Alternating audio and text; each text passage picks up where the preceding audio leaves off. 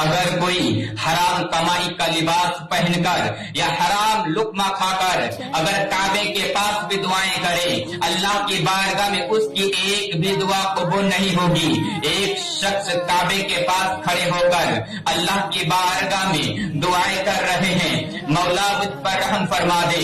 میرے آقا کریم صلی اللہ علیہ وسلم نے فرمایا، وہ صحابہ، یہ شخص جو کعبے کے پاس کھڑے ہو کر دعائیں کر رہے ہیں، اس کی ایک بھی دعا اللہ کی بارگاہ میں قبول نہیں ہوگی۔ صحابہ اکرام پریشان ہو گئے، یا رسول اللہ، احرام کی حالت میں ہیں، کعبے کے پاس ہے، اللہ کے دہلیز میں ہیں، پھر اس کی ایک بھی دعا اللہ کی بارگاہ میں قبول نہیں ہوگی، یا رسول اللہ وجہ کیا ہے؟ میرے آقا نے فرمایا، وہ صحابہ غور تو کر، اس کے جسم میں جو لباس ہے یہ حرام کمائی کا ہے، اس کے پیٹ میں جو لقمہ ہے وہ بھی حرام کا ہے۔